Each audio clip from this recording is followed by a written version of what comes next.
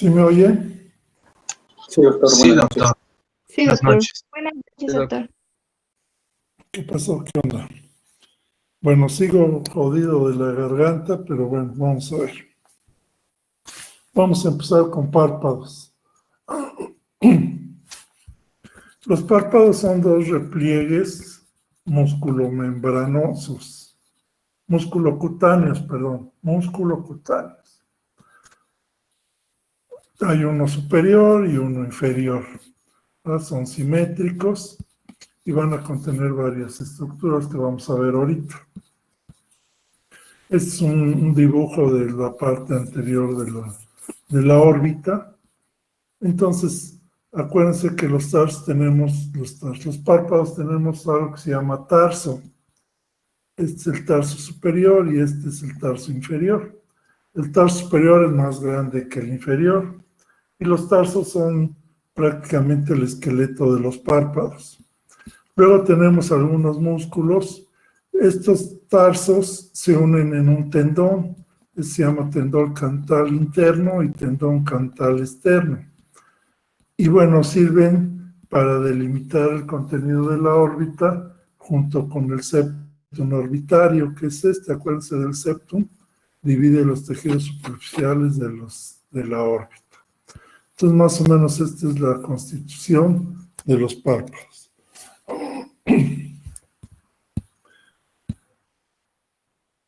Las capas histológicas de los párpados o anatómicas son 4.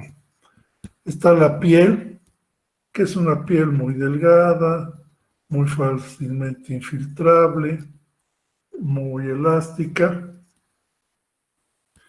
Luego, algunos libros mencionan el tejido celular subcutáneo, pero aquí en el párpado no está considerada esa capa. Luego sigue una capa muscular, que está formada por los filetes del orbicular de los párpados y por el elevador del párpado superior, en el caso del párpado superior. Luego sigue el tarso, que es lo que yo les decía. El tarso es prácticamente el esqueleto del párpado. Y finalmente la conjuntiva palpebral, que recubre toda la parte posterior. Entonces, piel, capa muscular, tarso y conjuntiva. Los párpados van a tener algunos elementos que están contenidos en ellos. Primero, pues, tenemos vellos en la superficie del párpado. Tenemos las pestañas que están implantadas en la parte anterior del borde libre. Tenemos glándulas como la glándula de Moll. Estas, acuérdense que son sudoríparas.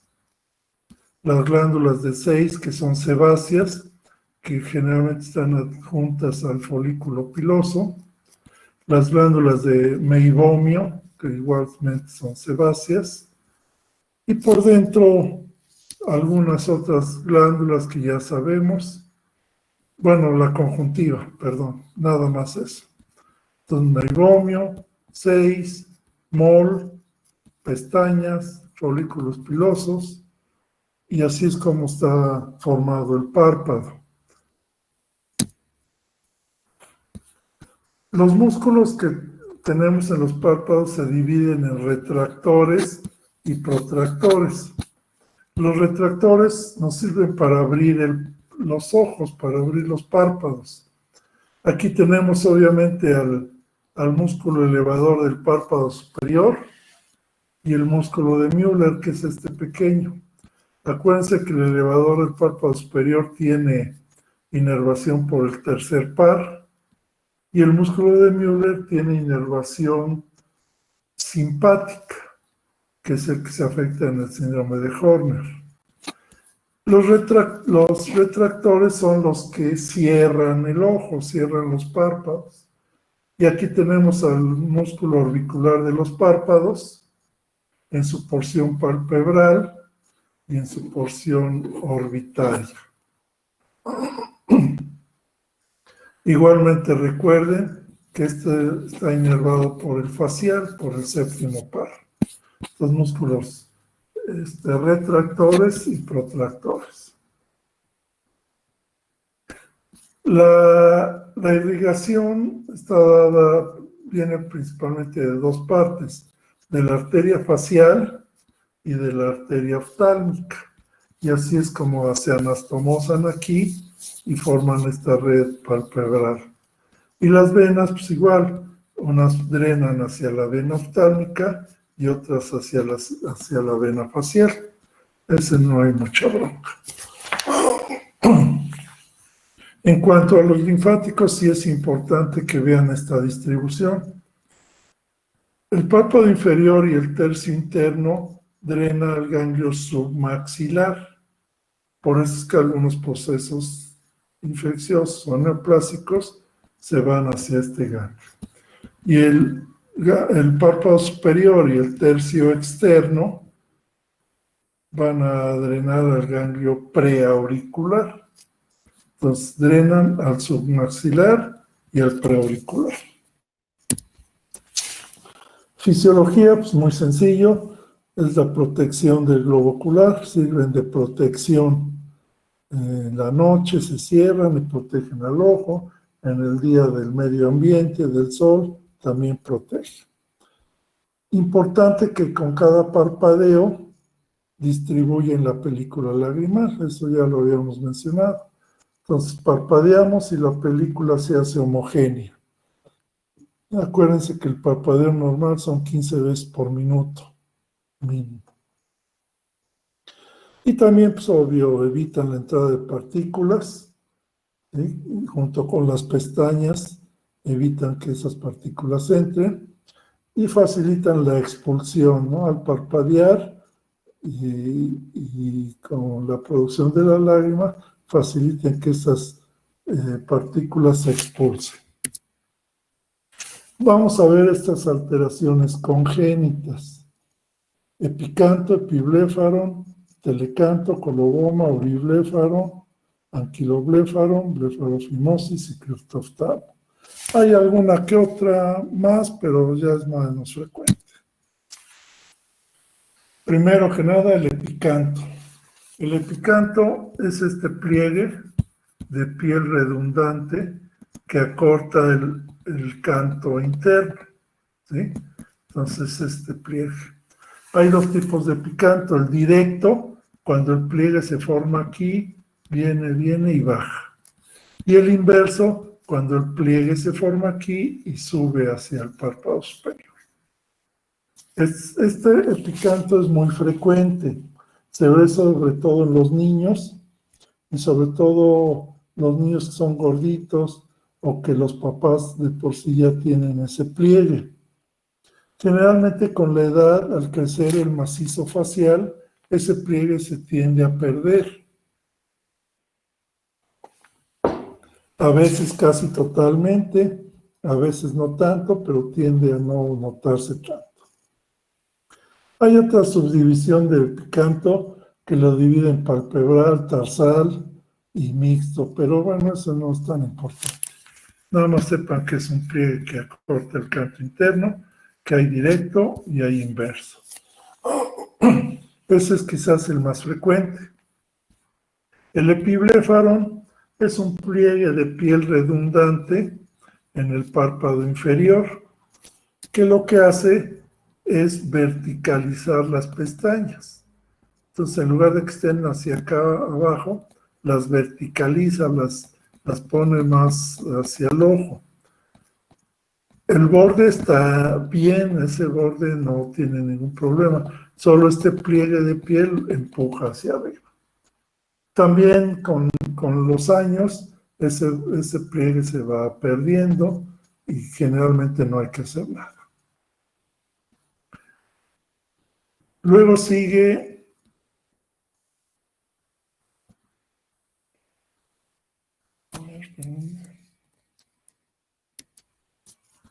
este también, ya. Hay otra alteración que es el telecanto. El telecanto es un aumento en la distancia entre canto interno de este lado con canto interno de este lado. Entonces vean la distancia que hay. De hecho, es muy frecuente que se combine epicanto con telecanto, ¿sí? Normalmente este debe medir 25 milímetros, en estos pacientes mide más. Entonces a veces se pueden operar, se toma con una sutura el canto y se fija más para acá, se jala. Y eso le da otra perspectiva a los ojos. Entonces epicanto, epibléfaro y telecanto. No confundir el telecanto con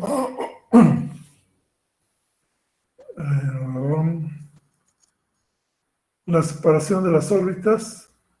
Se me fue ahorita. ¿Alguien que me recuerde? Hipertelorismo. Hipertelorismo, exactamente. ¿Quién eres? Hernández Bonilla, Carolina. Ajá. Hipertelorismo, no es lo mismo hipertelorismo que telecanto. Entonces sí hay que saber distinguir. Hernández, ¿verdad? ¿Me dijiste? Ya. Entonces, estas son de lo más frecuente. Siguen otras que es el coloboma, ¿sí? El coloboma es la ausencia de un segmento de una estructura. En este caso estamos hablando de coloboma palpebral, entonces sería la ausencia de este pedazo de párpado. Puede ser uni o bilateral, afecta a niños más con síndrome de Down. Si es pequeño, pues se reavivan los bordes y se sutura. Si es muy grande, hay que poner un injerto. Entonces hay que tratarlo porque queda descubierto el ojo y se puede llegar a ulcerar. Este se llama anquilobléfaro.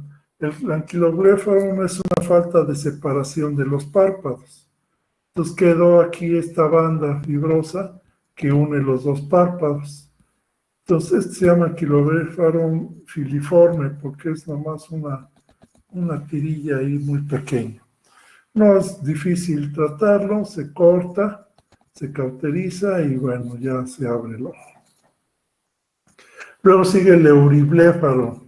El euribléfaro es la separación del tercio externo del párpado inferior. Entonces aquí está separado, no está pegado aquí, tendría que ir aquí pegadito. Aquí se separa, generalmente es bilateral. Este no da mucho problema, a veces estético, también se puede corregir con cirugía. Todo esto se corrige con cirugía. Luego sigue la blefarofimosis. Estos dos ya son malformaciones ya mayores. La blefarofimosis es una estrechez en la fisura palpebral o en la apertura palpebral. Entonces se ve más pequeña, debe de estar el párpado más o menos hasta acá. Entonces vean cómo está mucho más pequeño. Es una fimosis como en cualquier otro lado. Entonces, a veces un tratamiento quirúrgico puede mejorar el aspecto de esto. Y este se llama criptoftalmos. El criptoftalmos ya es una malformación llamada mayor, donde no hay formación de párpados. Se pasa la piel de la frente, se continúa con la de la mejilla, sin que haya una apertura aquí de los párpados.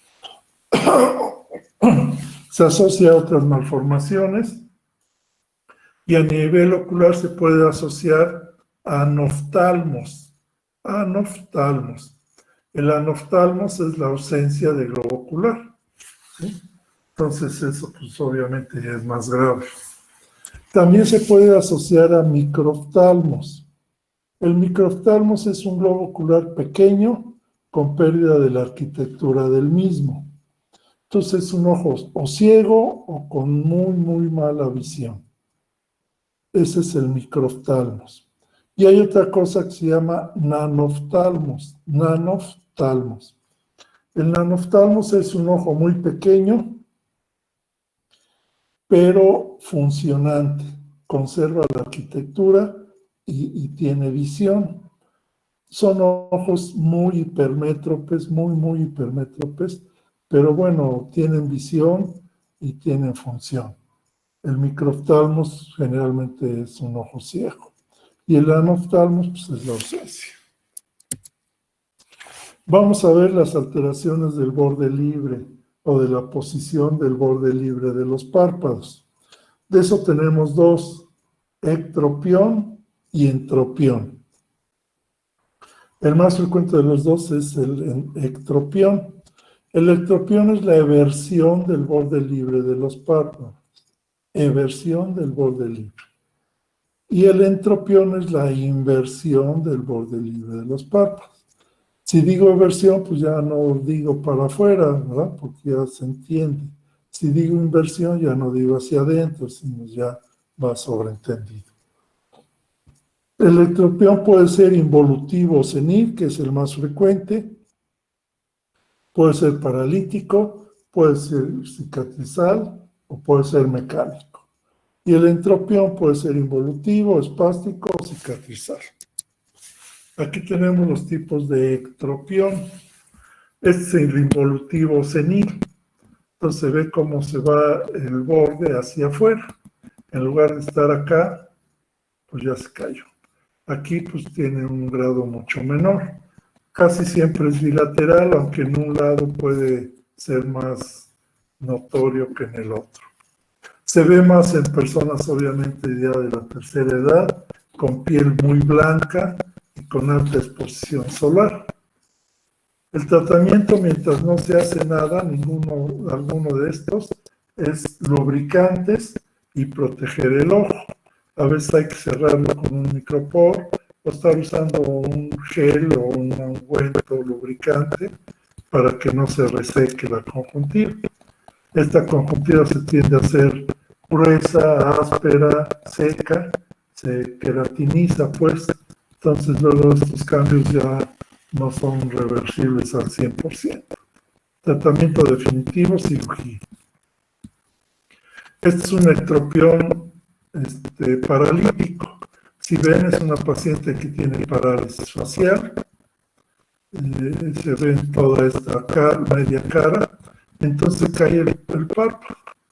¿Sí? Entonces se asocia parálisis facial y también hay que hacer cirugía. Este es un ectropión cicatrizal. Aquí hay una cicatriz que puede ser por una herida o una quemadura. Y entonces al fibrosarse, jala el borde libre y lo invierte. Entonces también la corrección es como una cirugía. A veces hay que poner un injerto, a veces dan los tejidos, entonces depende de cada caso. Y por último, el mecánico. El mecánico es cuando hay una masa, como por ejemplo este tumor, que por el mismo peso y la gravedad jalan el borde libre y producen ectropión mecánico. El entropión, bueno, pues es la inversión del borde. Aquí el más molesto es porque mete las pestañas hacia el saco conjuntival y entonces empiezan a rozar la córnea y la empiezan a lastimar. Entonces es un involutivo, se ve igual en personas mayores, le predomina en el párpado inferior. Este es un espástico. No, si ven que no hay gran diferencia, solo que se produce en pacientes que hacen blefaroespasmo. El blefaroespasmo es cuando cierran de forma enérgica los ojos, los párpados. Entonces, al apretar, vencen las resistencias normales del párpado y un día se mete el borde libre. Y por último, el cicatrizar, pues es cuando hay un proceso inflamatorio aquí, que puede ser por una herida, puede ser por una quemadura, que al cicatrizar la conjuntiva jala el borde libre y lo lleva hacia adentro. Tratamiento igual, lubricantes y cirugía. Vamos a hablar de la tosis. La tosis o tosis palpebral es la caída o el descenso del párpado superior. Entonces no llega a donde debe de llegar, eso ya lo vimos, y cae por debajo de eso. La tosis puede ser adquirida, puede ser congénita. es más fácil que la liga. Puede afectar a uno o a los dos, dependiendo de la etiología y del paciente. Y tenemos estos tipos de tos. La neurogénica, la neurológica, senil o involutiva, y la mecánica. ¿Cuál es la más frecuente de todo? La neurológica, senil o involutiva. Esta es la más frecuente de todas. La neurogénica se refiere a lesión del tipo nervioso al tercer cerebral o una lesión simpática que ve el músculo de Müller. Estas dos cosas son más raras, se mencionan, pero bueno, principales por la lesión del tercer cerebral o lesión simpática y agitación de neurosis. La neurogénica puede ser migratis, distrofia autónoma, miopatía ocular, puede ser congénito o acompañante de reflexognosis. Otra causa es la distrofia que también puede producir descenso del párpado por la reacción de sintomatología de la barra. La neurológica es cognitiva, que es la senil, y puede ser también una causa postergatoria. Y la mecánica puede ser todo esto, básicamente molestias o edema, que hace que va para todos sus sitios y se vea ahí. Esta es una de las medidas que tomamos para la neurosis. Recuerden que generalmente se llama palabra palabra y esto es palabra palabra. En el alumno viene como palabra toda. Bueno, esta extendida o palabra viene de mínimo de 10 milímetros. Esta es una medida que podemos manejar ver la diferencia. Si hay menos, ya podemos sospechar una dosis. En la congelación de la 11 a 12 milímetros, entonces generalmente entre 9 y 10 milímetros. Aquí sería una dosis unilateral. Las dosis también se deben dividir en leve, moderada y severa, dependiendo de qué tanto carga el párpado. Aquí normal, acuérdense que normalmente 2 milímetros cubre de la córnea y aquí al limbo. Entonces, si baja por esos 2 milímetros, pues es una dosis leve y es más o menos 2 milímetros. Ese descenso, más o menos de 3 a 5 es moderada, y si es más de 5, pues es severa. Esta es otra medida que se llama distancia refleja marginal, que va del centro de la córnea al párpado. También es una medida que nos puede dar una idea de cómo está la dosis. Aquí más o menos debe ser como de 3 a 4 milímetros, aquí pues ya bajó 2, aquí casi ya es 1 y aquí ya pasó. Estas son medidas que nos ayudan al diagnóstico. La de medio es esta nos da la idea del funcionamiento del músculo elevador. Se le pide al paciente que vea hacia abajo, se bloquea con un dedo la acción del frontal, entonces ya que vio abajo se le pide que vea para arriba. Entonces debe de excursionar más o menos 12, 14 milímetros. Esa se llama función del músculo elevador. Si tiene buena función, si abre bien como aquí, nos vamos a ir a operar el músculo elevador del párpado y nos va a dar buen resultado. Si no tiene buena función este músculo, no tiene caso que intervengamos el elevador porque no va a dar. Entonces, básicamente son dos cirugías las de tosis. Hay más, pero bueno, las básicas son estas. Una es resección del músculo elevador, que sería, aquí está ejemplificado, se reseca, se encuentra y se le corta un pedazo, ¿sí? Y luego se une lo que queda. Entonces, al acortar un músculo, le estamos dando más fuerza y entonces va a elevar más. Cuando no hay buena función, nos vamos a la suspensión frontal. Se toma el tarso con una sutura o algún otro material y se fija aquí arriba. Entonces se toma aquí y se fija. Puede ser con unas tiras de silicón, puede ser con fasciolata, puede ser con seda, puede ser con nylon y se hace esto. Y entonces el músculo el frontal nos ayuda a elevar el párpado. Y así es como podemos corregir. Ahora vamos a hablar de un trastorno inflamatorio, que es la blefaritis. Las blefaritis es la inflamación del párpado, ¿sí? Se dividen en marginal o anterior, y esta a su vez se divide en seborreica y estafilocócica, y en posterior, que actualmente se define como disfunción de las glándulas de meibomio. Antes se mencionaba como meibomitis. Ahora el nombre que más comúnmente se les da es este. Vamos a hablar de la marginal o la anterior. Dijimos que se divide en seborreica y estafilocócica. De este lado son blefaritis seborreicas. También se llama blefaritis escamosa.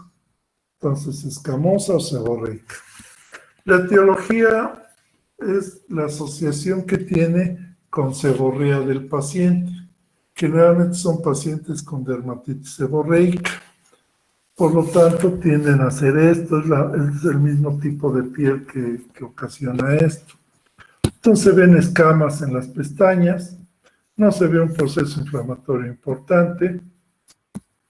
Aquí ya de más tiempo tiende a ser crónica esta blefaritis. Y tiende a afectar también ya el borde libre, se ven telangiectasias, se ven ya pestañas ya escasas, aglutinación de las pestañas. Entonces, es crónica, aparece a partir de la edad escolar. Cuando está activa, que está muy inflamada, podemos dar un antibiótico y podemos dar un esteroide suave. Si no está activa, si no está rojo el borde, si no da comezón, etcétera, podemos usar un shampoo anticaspa que tenga ketoconazol, son los mejores, y podemos usar un shampoo para niños también del Menem para dar un masaje y retiro de todas estas costras. Eso nos ayuda a controlar el proceso. Entonces se retiran las costras, se da fomentos calientes para ablandarlas y con un hisopo se hace una limpieza. Entonces, Doctor, sí, una pregunta. sí, ¿También se puede limpiar también con solución fisiológica? se puede hacer, pero no nos ayuda mucho. Sería nada más una forma mecánica de limpiar. En cambio, el shampoo anticaspa o el otro nos van a proteger para que no se esté formando eso. De alguna forma es preventivo. Pero pues de que se puede hacer incluso con agua normal, solas, también se puede hacer. Pero Es no. que cuando me fui a mi práctica clínica, doctor, la doctora con la que estuve rotando, de hecho, nos llegó un paciente con esta patología y lo que hizo la doctora fue hacerle una limpieza con solución fisiológica. Ok. ¿Era un servicio de oftalmología? No, de hecho era de medicina familiar. Ok, ok. Sí, funciona como algo mecánico, ¿no? Ablandar las costras y retirarlas. Pero no nos ayuda al manejo ya prolongado, ¿no? No aporta alguna otra cosa.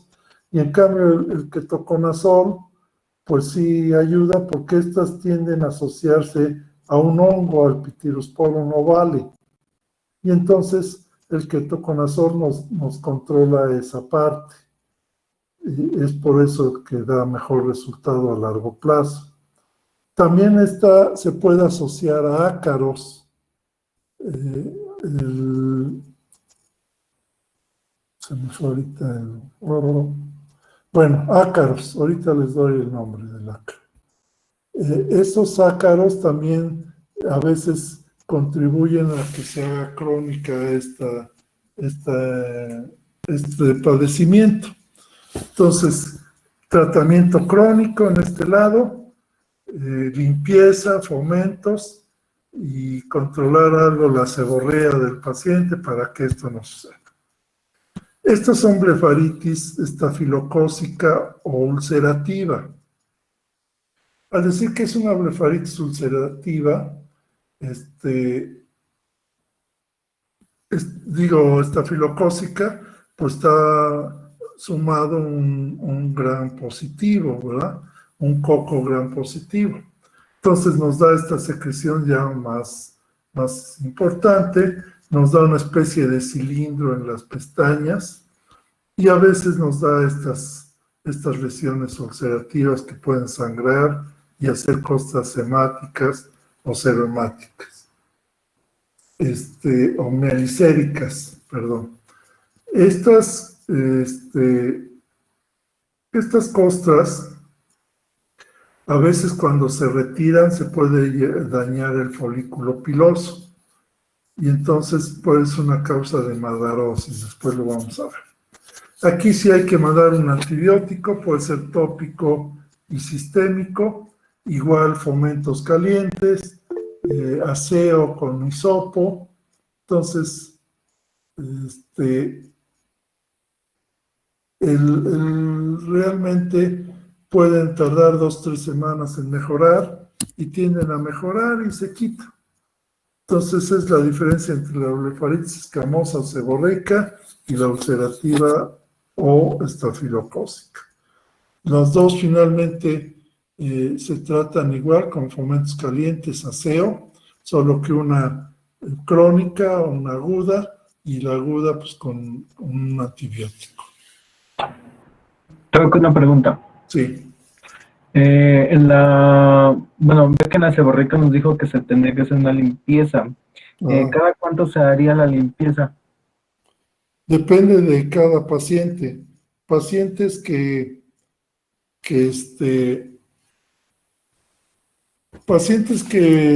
tienen mucho problema, pues tendría que ser hasta cada 12 horas o 3 veces al día. Pacientes que no hay tanto problema, pues a lo mejor se aplican agua caliente cuando se bañan, se dan su masaje, se limpian muy bien y ya.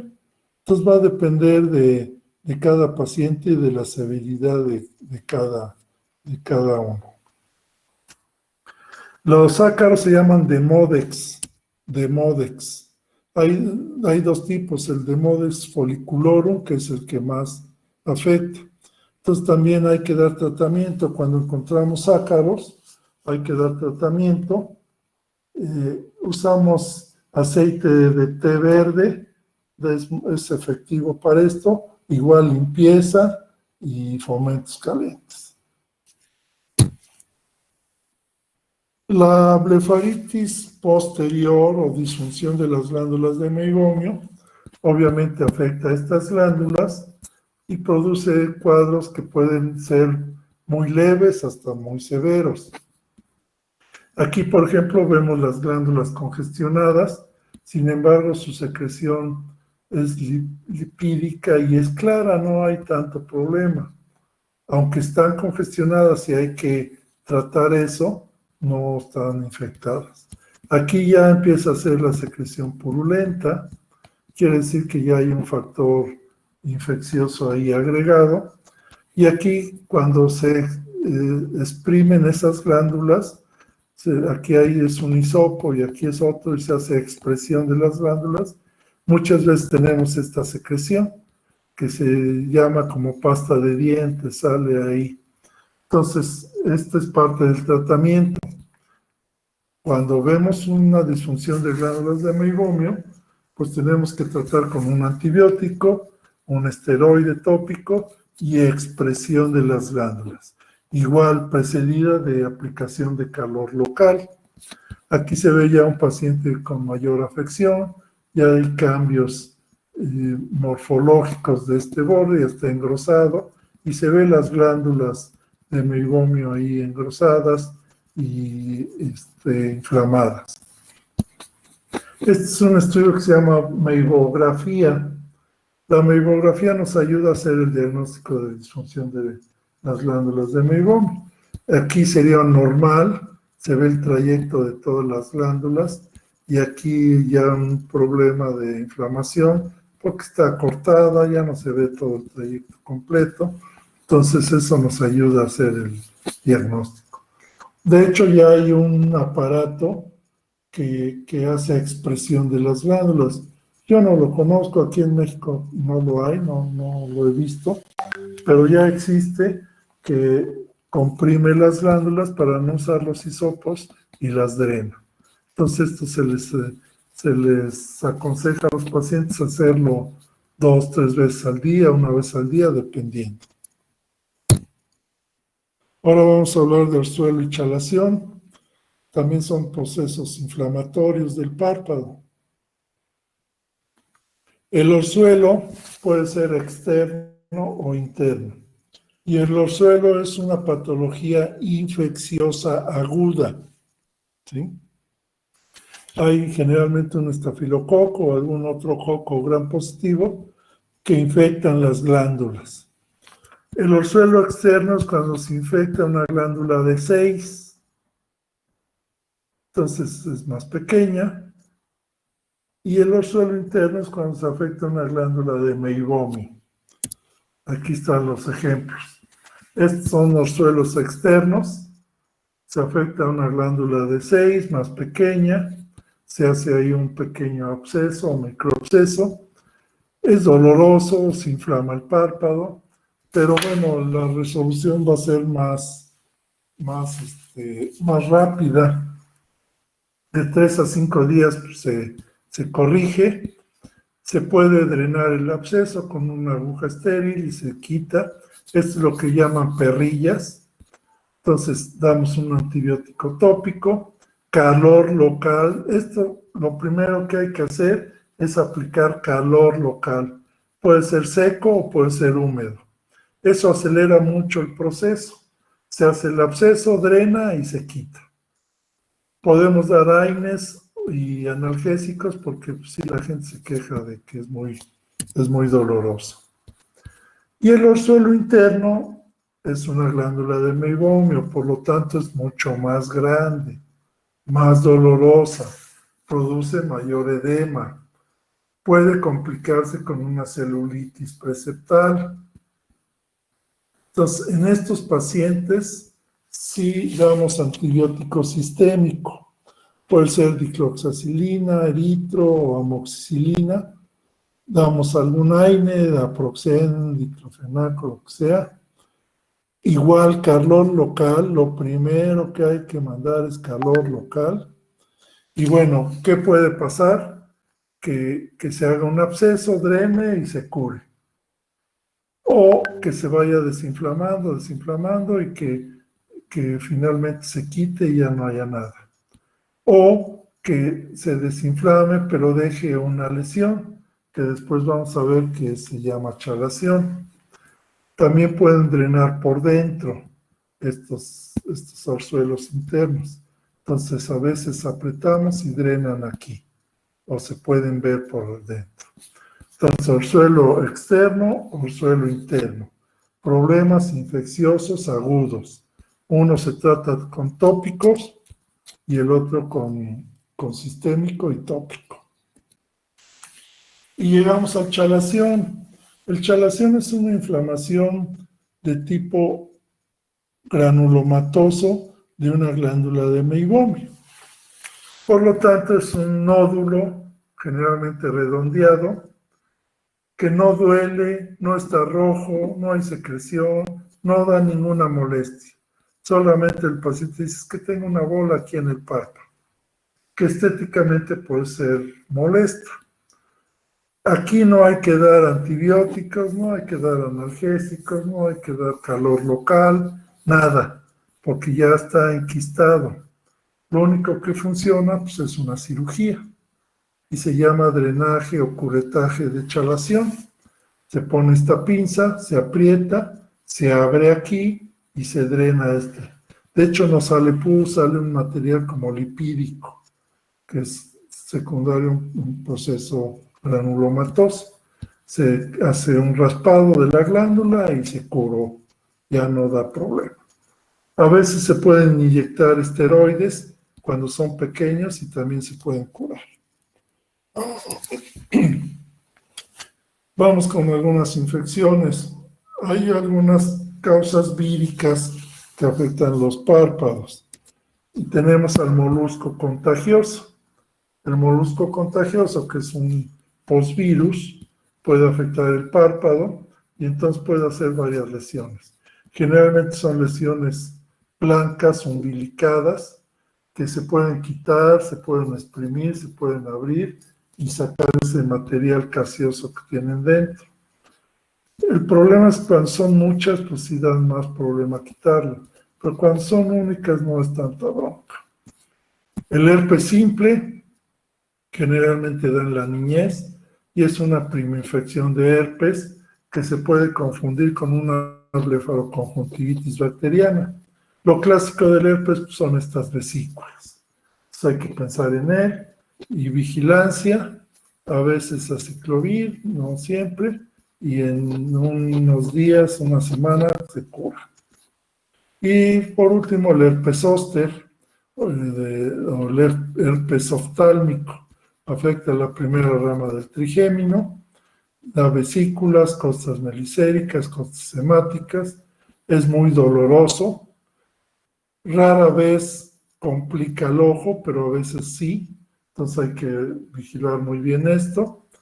Hay que dar analgésicos, antiinflamatorios, algún antiviral como aciclovir o valaciclovir y generalmente cura. A veces dejan como secuela dolor en esta zona. Vamos a ver algunos quistes. Hay quistes sebáceos, quistes de 6, de inclusión, dermoide, de mol, que son los sidocistomas apócrinos, los sidocistomas écrinos y los comedones. El quiste sebáceo, que serían estos, el quiste sebáceo son muy frecuentes, pueden ser únicos o múltiples, no dan mayor problema, generalmente se quitan, se abre la glándula, se quita, generalmente salen completos y ya, no dan ningún problema. El quiste de inclusión epidérmico es este, igual está bien delimitado, generalmente tienen un punto aquí en el centro, pues se abre y se saca completo y no da ningún problema. Este se llama quiste dermoide o quiste de cola de la ceja. Este es un remanente embrionario que también se puede abrir y sacar completo y ya se quitó la bronca. Este es un quiste de glándula de 6, igual sigue siendo sebáceo, pero es específico de la glándula de 6. Igual hay que quitarlo con cirugía. Este es un quiste de mol o hidrostoma apócrino. Está en el borde del párpado, es translúcido, está lleno de un líquido Doctor, transparente. ¿Sí? el quiste dermoide plexiforme, ¿es cierto que es más difícil de quitarlo? No hay quiste dermoide plexiforme, son fibromas plexiformes. Sí, del párpado. Sí, esa es una broncota. No me acuerdo si lo puse por ahí. Creo que sí, adelante, te lo enseño. Entonces, este es el hidrostoma apócrino. Está en el borde del párpado, se abre, drena una sustancia clara y se cura. A veces se vuelve a llenar, hay que volverlo a abrir y a veces hay que hacer una pequeña cirugía. Estos son los hidrostomas ecrinos. Están lejos del borde del párpado, son de una glándula sudorípara, también hay que abrirlos, se drena el material, es muy fácil. Aquí hay otro, y a veces sí hay que quitar un pedacito para que ya no se vuelva a hacer. Este es acné a nivel de los párpados, aunque se vea muy feo, es un acné. Y estos son comedones que también se pueden hacer en los viejillos. Tumoraciones benignas, también tenemos todas estas: verruga viral, vulgar, queratosis, nevos, cuerno cutáneo, granulomas, queratoaxantoma, jantelasma y hemangiomas. Bueno, la verruga vulgar es muy frecuente en los párpados, siempre va a tener este aspecto verrugoso, puede estar un poco más oscura o de este color, puede ser única o múltiple, puede ser sésil o puede ser plana.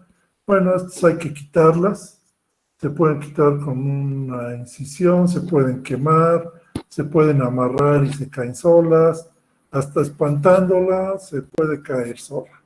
Entonces, esta es la verruga vulgar o viral, ya saben que es un virus. Los nevos pueden ser en el borde o pueden estar más afuera, pues nada más hay que quitarlos, hacer una buena resección. A veces los nevos pues son coquetones y eso, pues se dejan, a veces son feos, hay que quitarlos. Y estos dos son queratosis. Hay de dos tipos de queratosis: la queratosis seborreica, que son como verrugas cafés, y la queratosis actínica. La queratosis seborreica es muy frecuente, sobre todo en pacientes de edad avanzada. Todos hemos visto viejitos que de repente se empiezan a llenar como de verrugas en el cuello, en los párpados, en la cara. Eso se llama queratosis seborreica. Son muy fáciles de quitar, un puntito de anestesia, se cortan y no dan ningún problema. Cuando son muy abundantes es cuando empieza a haber problemas. La actínica son placas escamosas blanco-amarillentas. Estas sí hay que tener mucho cuidado, porque la queratosis actínica se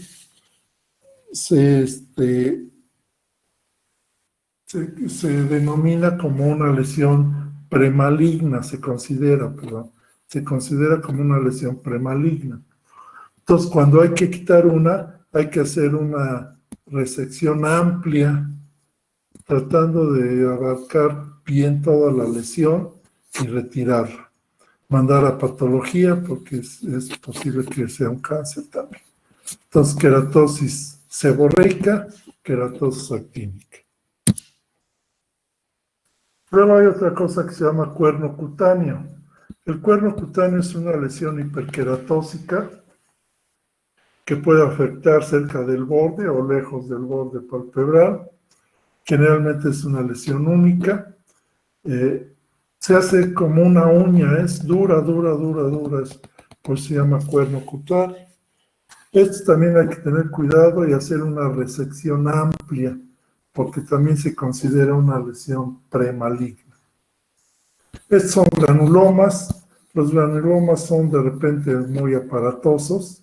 Se pueden hacer secundarios a un chalación o no. Son grandes, pues nada más se reseca bien y no dan ningún problema. Granuloma piógeno. Este se llama queratoacantoma, no es muy frecuente, se los puse, pero realmente es raro, se ve más en niños, y es una lesión también muy aparatosa, pero está descrito que con el tiempo, a veces alrededor de un año, tiende a ir disminuyendo e incluso se tiende a desaparecer. También se puede quitar con una cirugía, mandar la patología. Este se llama jantelasma con X.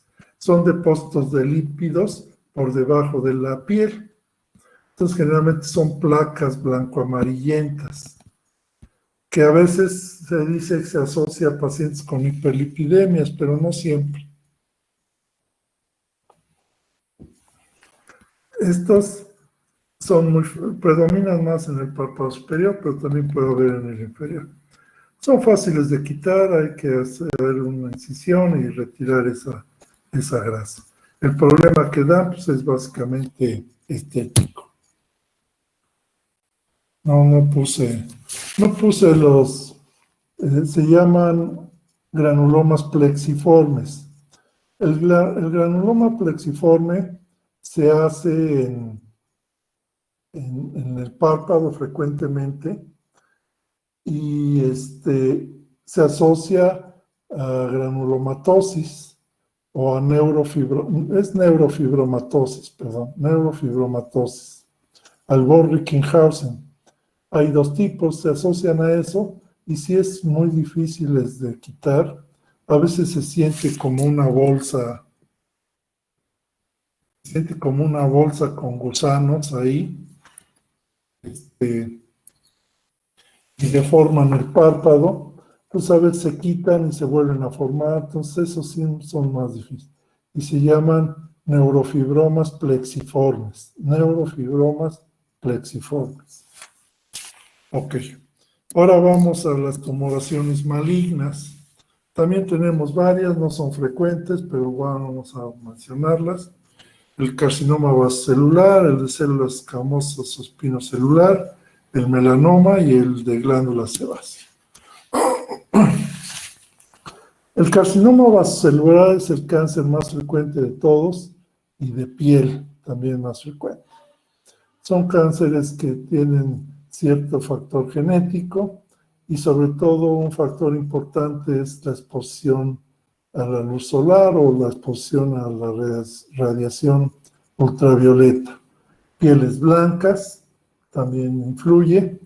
Hay varios tipos de carcinoma vasocelular, el nodular, el nódulo ulcerativo y el esclerosante. Entonces se puede ver como un nódulo que va avanzando por contigüidad. El nódulo ulcerativo también se llama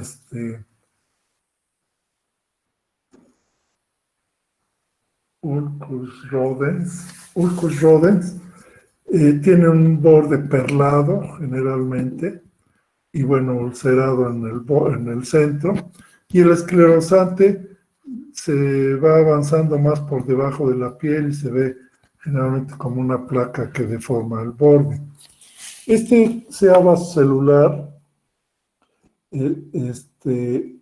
no es tan agresivo, realmente invade por contigüidad, va creciendo por contigüidad, no produce metástasis. Entonces, una resección amplia de toda la lesión cura al paciente. Hay que buscar los bordes libres de tumor y si el patólogo dice que está libre de tumor, pues ya se curó el paciente, no hay que hacer otra cosa. A veces cuando recidiva, pues sí se puede usar quimio o radioterapia. Este es el espinocelular o de células escamosas. Es mucho más agresivo, produce metástasis, se va a ganglios o a otros tejidos. Entonces hay que tener mucho cuidado. Se hacen resecciones amplias y si estos generalmente terminan con radioterapia o quimioterapia. El melanoma de párpado es poco frecuente, es muy agresivo, entonces hay que tomarlo en cuenta. Y bueno, ya sabemos que hay que hacer cirugías muy amplias y a veces quedan en exenteración o con quimio y radioterapia. El carcinoma de glándula sebácea no es tan frecuente, se ve en pacientes de edad avanzada. Los chalaciones en gente de edad avanzada no son frecuentes. Por lo tanto, hay que pensar que en un viejito, si tiene esto, sea un CA de glándula sebácea. No es imposible que tengan un chalación, pero sí hay que prender ahí un foco rojo, porque puede ser un CA de glándula sebácea. A veces puede simular un chalación, y si uno se va con la finta y manda uno al R1 a quitarlo, resulta que es un CA de glándula sebácea, también son agresivos y producen metástasis. Entonces es importante hacer el diagnóstico. Finalmente vamos a ver las alteraciones de las pestañas. Vamos a ver estas: madarosis, triquiasis, listiquiasis, poliosis, pitiriasis, hipertricosis y ptosis de las pestañas. Vamos con la primera, que es madarosis. La madarosis es la ausencia de las pestañas. Puede ser congénita o adquirida, generalmente es adquirida. Y es la ausencia de pestañas, ya sea en un segmento del párpado o a veces en todo el párpado. Casi siempre es secundaria a heridas, quemaduras, blefaritis ulcerativas, que dañan los folículos y quedan esta parte sin pestañas. ¿Qué se puede hacer? Pues se puede poner pestañas postizas, también ya hay implantes de pestañas. Y si es un pequeño segmento, pues no se hace nada, no pasa nada. La triquiasis. La triquiasis es una alteración en la dirección de las pestañas. En lugar de ir hacia afuera, van hacia adentro. ¿Sí? Igual, van hacia adentro. Esta triquiasis también se debe a quemaduras químicas, a heridas o quemaduras térmicas, o incluso también a blefaritis muy agresivas, blefaritis ulcerativas. Y entonces el folículo hace que la pestaña crezca hacia adentro. Pueden producir una irritación crónica de la córnea, como aquí, y opacan la córnea en esta parte. Son molestas, hay que usar mucho lubricante y hay que quitarlas. Aquí, por ejemplo, se está quitando con crioterapia y aquí se utilizó un láser de argón para necrosar los folículos. Lo más sencillo pues, es depilación de las pestañas, pero pues hay que estarlas depilando cada 3, 4 semanas. Cuando es 1, 2 o 3, pues no hay problema. Cuando son muchas, sí se complica. Entonces, madarosis, triquiasis. Luego sigue la distiquiasis, que es una alteración en la implantación de las pestañas. En lugar de implantarse aquí en el borde o en el labio anterior del borde libre, se implantan en el labio posterior. Y entonces lo mismo, al parpadear, raspan y molestan, producen sensación de cuerpo extraño, inflamación, etc. Aquí es toda una línea de distiquiasis. A veces es solo 1 o 2. Entonces igual depilación, o a veces en este caso se puede sacar toda una tira del párpado donde están y eliminarlos. Dan un poquito más problema que la triquiasis. Poliosis. Poliosis se denomina a cejas o pestañas blancas.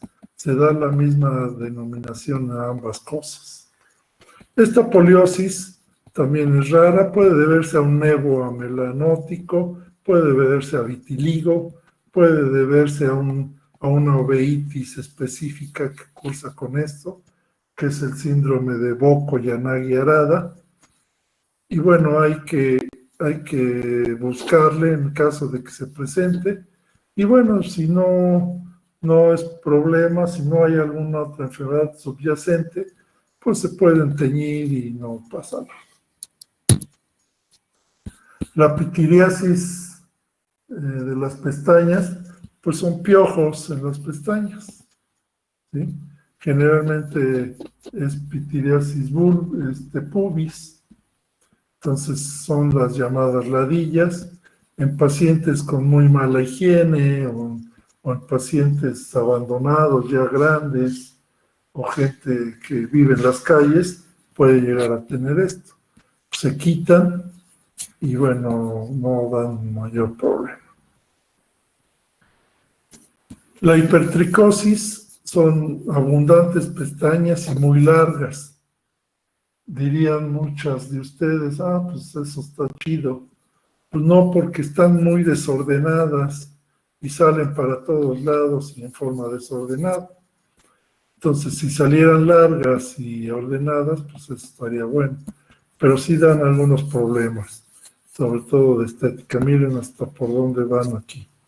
Entonces, no es tan bonito tener. Y la ptosis de las pestañas, pues es lo que muchos llaman pestañas de aguacero, que en lugar de ir hacia aquí, hacia afuera, pues van hacia acá. Esto es más frecuente. No es ningún problema, a lo mejor estéticamente no le gusta al paciente y se puede intentar pues, con rímel llevarlas hacia afuera y acostumbrarlas a eso. No es tan fácil, pero bueno, igual no pasa nada.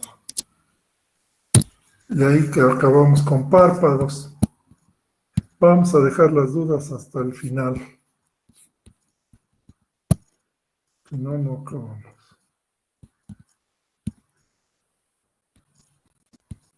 Ahora vamos a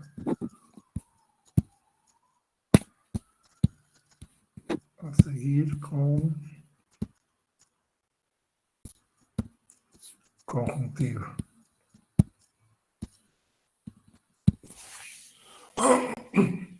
Vamos a ver conjuntiva, que es un tema más o menos importante por la frecuencia que tiene en la patología ocular. Bueno, vamos a hablar algo de anatomía. Tenemos que la conjuntiva es una membrana mucosa, transparente, vascularizada. Entonces es una delgada membrana transparente, muy vascularizada, que cubre a los párpados en su parte posterior y al ojo en su parte anterior. Entonces, eso hace que se divide en varias partes. Está formada histológicamente solo por un epitelio y un estroma. No tiene otras cosas. Las subdivisiones ahorita las vamos a ver. Hay una conjuntiva palpebral, fondos de saco y vulvar. Va a tener glándulas, ya hemos visto esto, que la conjuntiva va a tener algunas glándulas, que son las lagrimales accesorias y las productoras de mucina. Va a haber unas formaciones, que es la carúncula y el pliegue semilunar, y puede tener folículos y papilas. Vamos a ver. Este es un dibujo donde se muestra la conjuntiva palpebral, que es esta, la verde, ¿sí? Entonces recubre todo el párpado, la cara posterior de los párpados. Entonces, conjuntiva palpebral, desde la salida de las glándulas de megomio hasta el inicio del fondo de saco. La roja es el fondo de saco. Entonces, termina la palpebral, se continúa este fondo de saco y viene la vulvar. La amarilla es la conjuntiva vulvar, ¿sí? Cubre toda la parte anterior del globo ocular hasta el limbo. En el limbo esclerocorneal, que es la unión de la córnea con la esclera, ahí se fusiona con la esclera y hasta ahí llega. Aquí lo vemos, todo es conjuntiva vulvar. Y bueno, aquí se adosa la esclera y ahí llega nada más. Y aquí inicia la córnea que se une a la esclera. Por eso se llama limbo esclerocorneal. Las glándulas que tiene, ya lo hemos visto, las accesorias, lagrimales accesorias, las de Krauss, las de Wolfram, las productoras de mucina, las células caliciformes, las criptas de Henle y las glándulas de Matz. Entonces, esto ya lo habíamos visto, son las glándulas que tiene la conjuntiva. Y en esta foto vemos las otras dos formaciones que les mencioné. La carúncula, se llama carúncula, es una formación redondeada, sobrelevada, que tiene muchas glándulas sebáceas y tiene algunos pelos, algunos vellos muy delgados. Entonces está localizada a nivel del canto interno. Y luego el pliegue semilunar, que sería algo parecido al tercer párpado de las aves. También se llama membrana nictitante. Y bueno, es un remanente que hay aquí. La verdad es que no tienen mucha utilidad, pero bueno, los podemos identificar. Carúncula y pliegue semilunar. Estos se llaman folículos. La conjuntiva va a tener estas formaciones llamadas folículos. Son formaciones de tejido linfoide.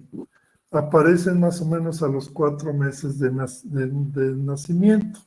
Cuando nacemos no tenemos folículos. Y bueno, son formaciones redondeadas que se continúan una con otra. Pudieran ser como un empedrado así muy redondito. Y estos folículos se van a hipertrofiar en algunas infecciones de la conjuntiva, sobre todo virales, o en algunas conjuntivitis crónicas también puede estar hipertrofiado estos folículos. Y también tenemos papilas. Las papilas son formaciones vasculares, poligonales, que tienen generalmente un tabique que las separa. Aquí no se ven, pero generalmente tienen un vaso en el centro, por eso se llaman que son formaciones vasculares, y que se hipertrofian sobre todo en las alergias o en los usuarios de lentes de contacto. Entonces ahí hablamos de hipertrofia papilar y aquí folículos.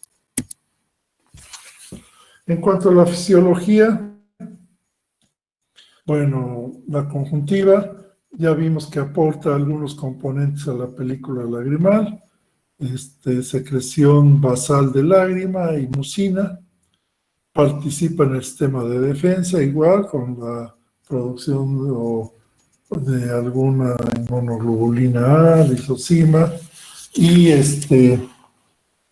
además protege también al ojo, ¿verdad?, en su parte anterior, y eso lo defiende en parte de algunas agresiones. Permite la movilidad ocular, permite que el ojo se mueva para todos lados. Al ser muy elástica y muy delgada, permite ese desplazamiento, ese deslizamiento del ojo sobre esa superficie lisa y delgada. Y finalmente, pues también hay una absorción de medicamentos. Al ser una mucosa y muy vascularizada, por ahí se van a absorber los medicamentos. Tradicionalmente se ha manejado una triada conjuntival sintomática, que es ardor, escozor y sensación de cuerpo extraño. Quiere decir que todos los pacientes con algún grado de conjuntivitis van a tener ardor, escozor y sensación de cuerpo extraño, independientemente de la etiología. El escozor se traduce como una sensación de quemadura. Aparte ya de la exploración vamos a encontrar hiperemia, hemorragia, quemosis, membranas, pseudomembranas, secreción, cicatrización, folículos y papilas. Vamos a empezar. Hay hiperemia. Generalmente en todas las conjuntivitis va a haber hiperemia, lo que el paciente llama ojo rojo. Entonces él va a decir, tengo ojo rojo, y nosotros al explorar vamos a ver. Esta es una hiperemia conjuntival, hay varios tipos de hiperemia. Conjuntival nos habla de un proceso conjuntival. Y hay una hiperemia ciliar. La conjuntival son vasos gruesos, tortuosos, alejados del limbo. Y la ciliar son vasos muy pequeños, radiados al limbo. ¿Cuál es la importancia de distinguir una y otra? Que la hiperemia conjuntival nos habla de un proceso puramente de la conjuntiva. La ciliar nos habla de algo más delicado, más grave, que puede ser una uveitis, puede ser hipertensión intraocular, puede ser una lesión corneal, etc. Entonces, siempre que veamos esta hiperemia, hay que pensar o descartar otra patología, no simplemente conjuntivitis. Entonces, la hiperemia, que puede ser conjuntival, ciliar y mixta. Hemorragias. Hay conjuntivitis hemorrágicas, sobre todo virales. Entonces nos van a presentar este tipo de hemorragias, que son más pequeñas, son difusas y con fenómenos inflamatorios. Quemosis. También podemos tener quemosis, que es un edema no inflamatorio de la conjuntiva. Estas quemosis se ven sobre todo en pacientes con alergias, con conjuntivitis alérgicas. Membranas y pseudomembranas. Estas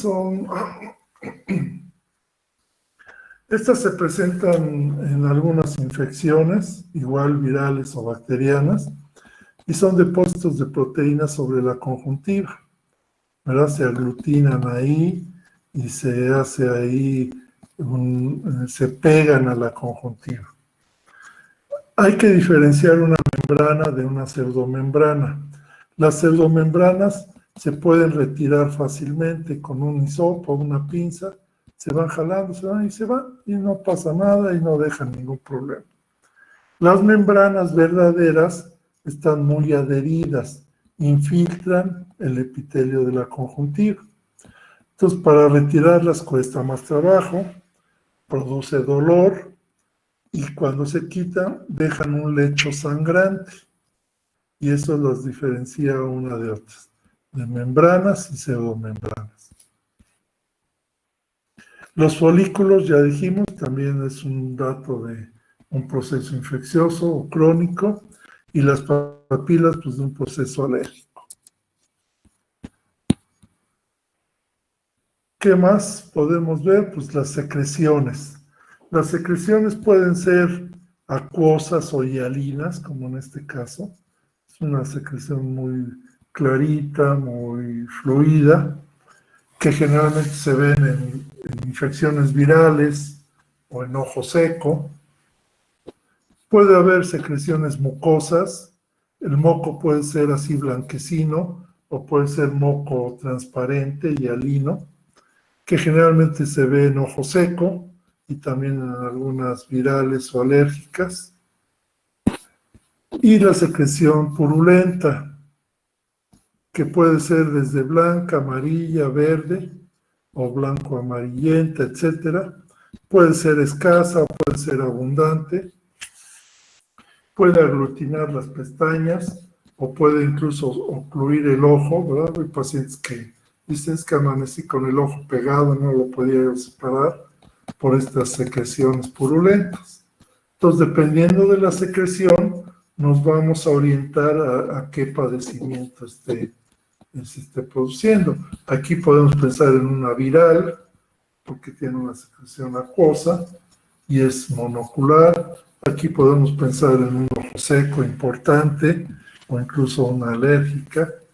Aquí, pues en conjuntivitis bacteriana. Y vamos a hablar de conjuntivitis. Bueno, la conjuntivitis es la inflamación de la conjuntiva. Hay muchas causas, muchas etiologías. Hay varias clasificaciones. Vamos a hablar de una clasificación que las divide en infecciosa y no infecciosa. La infecciosa va a ser la bacteriana, viral y micótica. La micótica prácticamente no voy a hablar nada porque es muy rara. Cuando veamos córnea hablamos algo de esto. Y las no infecciosas, vamos a hablar de las alérgicas. Las traumáticas vamos a dejarlas para cuando veamos trauma ocular. Y las tóxicas irritativas, que también son muy frecuentes, pues por humo, por ceniza del volcán, por contaminación, etcétera, pues llega a irritar la conjuntiva. La misma radiación ultravioleta del sol, pues puede producir aquí a la conjuntiva. Vamos a hablar de la conjuntivitis bacteriana, que es la más frecuente de todas. De ahí seguiría la viral, hablando de infecciosas. La conjuntivitis bacteriana también se llama secretante o catarral. En algunos libros viene como secretante, en otros como catarral y en otros como bacteriana o infecciosa. La frecuencia, ya dije, es la más frecuente de todas. Puede afectar a cualquier edad, desde el nacimiento hasta la tercera edad. Puede afectar un ojo o ambos ojos.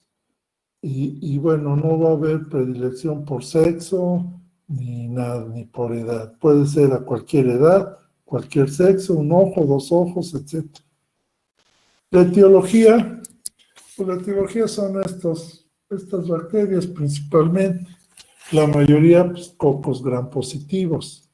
Staphylococcus aureus, epidermidis, Streptococcus pyogenes, pneumoniae, Haemophilus influenza, ya algunos eran negativos, Neisseria gonorrhoeae, meningitis, clamidia, moraxella, pseudomonas, proteus enterobacterias. Lo más frecuente podemos decir que son los tres primeros renglones, son la etiología más frecuente. El cuadro clínico, bueno, pues va a ser básicamente la presencia de la triada conjuntival. A la exploración va a haber hiperemia conjuntival y secreción purulenta. Eso va a ser lo clásico, ¿sí? Dependiendo del grado de infección, pues puede ser mayores datos de inflamación o menores. El diagnóstico es clínico, ¿sí? Aquí les puse el diagnóstico clínico. ¿Qué quiere decir? Que con solo interrogatorio y exploración vamos a llegar al diagnóstico. No tiene mucha ciencia ni hay que buscarle tanto. Al ver un ojo rojo con secreción purulenta, bueno, ya podemos pensar que es una conjuntivitis. Obviamente la conjuntivitis, aparte de dolor, escozor, sensación de cuerpo extraño y los datos que encontremos, es importante saber que no duele. Las conjuntivitis no duelen. Si hay dolor y sobre todo dolor importante, hay que pensar que esté complicada o que haya otra cosa, aparte de. Pero si duelen solamente. Si no duele es lo normal. Puse no frotis, no cultivo, porque es frecuente que algunos médicos generales pues les piden, ante una conjuntivitis, les piden un frotis, un cultivo. No es necesario, ¿sí? Más del 95% el diagnóstico es clínico. ¿Hay excepciones? Sí, hay excepciones, pero son muy pocos los casos que requieren un cultivo y un frotis. Entonces no les manden, por favor, solo diagnóstico clínico. Nosotros a algunos pacientes sí les llegamos a pedir, muy raro también, pero pacientes que no mejoran, pacientes que en lugar de ir mejor van peor, pacientes que a pesar del tratamiento no se ve una mejoría, pacientes se cronifican o tienen muchas exacerbaciones, es posible que podamos pedir eso. Si no, no, pero eso es lo raro. Entonces, no frotis, no cultivo. Ahora, ya hablando de tratamiento, el tratamiento en el 95 o más por ciento de los casos es tópico. Igual, llegan pacientes que ya están tomando quinolonas, están tomando cefalosporinas, ya hasta se están inyectando, no tienen ningún caso mandar sistémico. El tratamiento efectivo es tópico. Vuelvo a lo mismo, salvo algunas excepciones. Entonces, ustedes van a hacer el diagnóstico por clínica, no van a pedir ningún estudio y van a dar tratamiento tópico. El tratamiento tópico también tiene sus indicaciones de cómo darse. Punto número 1, siempre que mandemos un colirio o una solución oftálmica, prescribimos una gota. ¿Sí? No sirve póngase 3 gotas, póngase 4 gotas, porque no tiene ninguna justificación. Si ustedes han usado alguna vez una gota, se ponen una gota que caiga bien dentro del ojo y la mayor parte, ¿qué pasa? Se sale. ¿Por qué? Por la capacidad del fondo del saco conjuntival es muy pequeña, prácticamente 1/3 de la gota. Lo demás se va a salir, se va a desperdiciar. Por lo tanto, no vale la pena poner una segunda gota, ¿de acuerdo? Entonces, siempre vamos a mandar una gota. ¿Con qué frecuencia? Vamos a mandar una gota cada 2, 3, 4 horas. No sirve que mandemos una gota cada 8 horas o cada 12 horas, como muchas veces llega. Hay que ser una frecuencia máximo de 4 horas. ¿Por qué a veces de 2 horas? Porque es un proceso muy importante, entonces hay que atacar más rápido eso. Pero cada 4 horas es lo ideal para que se mantenga la acción del antibiótico y se cure el paciente. ¿Por cuántos días? Generalmente por 7 días mínimo o 10 días, de 7 a 10 días. Todo lo que no hagamos así, lo único que favorece es la resistencia bacteriana. Entonces, acuérdense, cada qué y por cuántos días. Algunos pacientes ameritan ungüento en las noches. Si la infección es importante y no queremos que se quede sin antibiótico y que el paciente no esté parando a ponerse la gota, mandamos un ungüento. Entonces, en el día se va a poner una gota cada 4 horas, en la noche antes de acostarse se pone ungüento dentro del ojo y ya está cubierto, ¿sí? Y generalmente con eso es suficiente. Si queremos agregar una lágrima artificial, se vale por si está muy molesto el paciente. Si queremos agregar un AINE, también se vale, aunque no le veo mucho el caso, pero bueno, algunos aumentan. Y también se puede agregar un esteroide. Hay medicamentos que ya vienen combinados, antibiótico y esteroide. Hay que tener cuidado con esos. Si usamos esteroide, también hay que tener mucho cuidado, porque en lugar de mejorarlo, puede empeorar al paciente. Ya hablaremos de eso después. Ahora, yo les dividí aquí estos antibióticos en primera, segunda y tercera elección. En ningún libro viene así, ni nadie lo menciona así. Yo se los pongo para más o menos llevar un orden en cuanto a simplicidad del antibiótico a antibióticos más complejos, más recientes. Entonces, de primera elección tenemos cloranfenicol, neomicina compuesta y sulfacetamida. Son antibióticos que ya tienen mucho tiempo en el mercado y que a pesar de eso dan muy buenos resultados. Entonces, si es una conjuntivitis leve, no complicada, con eso vamos a tener buen resultado. De segunda elección tenemos gentamicina y tobra, que son aminoglucósidos, cipro, norfloxacina y ofloxacina, que son quinolonas de segunda generación, eritromicina y tetraciclina, que solo hay en ungüento. Les puse ese porque no hay en solución. Eritro y tetra solo hay en ungüentos, ¿sale? Norfloxacina y ofloxacina ya cuesta trabajo conseguirlos. Los más usados de aquí son tobramicina y ciprofloxacina. La genta también ya casi ya no se usa. Y antibióticos de tercera elección, que son los más nuevos y un poquito más complejos, son las quinolonas de cuarta, como son el moxifloxacino, gatifloxacino, becifloxacino.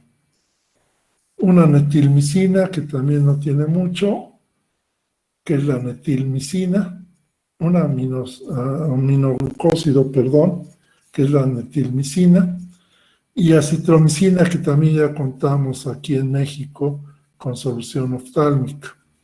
La acitromicina se sale de lo que les he dicho. ¿Por qué? Porque se usa una gota cada 12 horas por 3 días. Entonces las dosis son mucho menores. Pero bueno. ¿Sí puedo repetir cuál es la de cada 12, perdón, Doc? ¿La dosis de qué? La que es cada 12, la única que es cada 12. La acitromicina. Acitromicina. una gota cada 12 por 3 días. Es la excepción a los demás se usan más frecuentemente. A lo mejor el becifloxacino también se dice que con dosis más separadas, pero bueno, en la general es como les dije. Entonces, esto lo usamos ya en pacientes complicados, pacientes que no responden, pacientes maltratados, etc. Bueno, eso es en cuanto a la conjuntivitis bacteriana. Vamos a hablar de la conjuntivitis neonatal o neonatorum. Son conjuntivitis que afectan a niños desde recién nacidos hasta los 28 o los 30 días, como quieran tomarlos. Denme un minuto.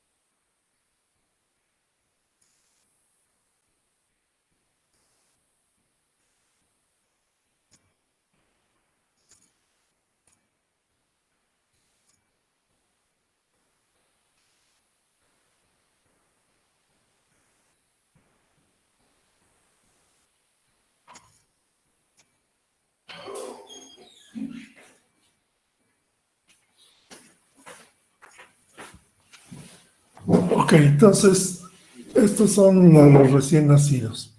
Y hay este tipo de conjuntivitis, por gonococo, por clamidia, otras bacterias, herpes y química.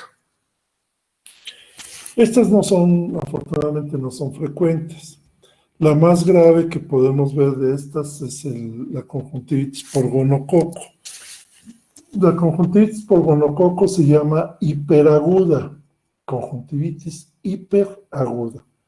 ¿Por qué? Por su evolución tan rápida y tan tórpida y tan severa que tiene.